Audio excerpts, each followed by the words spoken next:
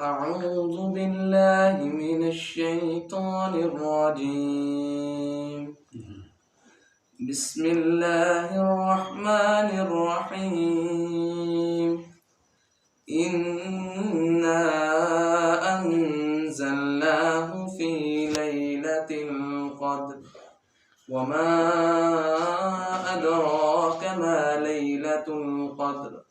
ليلة القدر خير من 1000 شهر.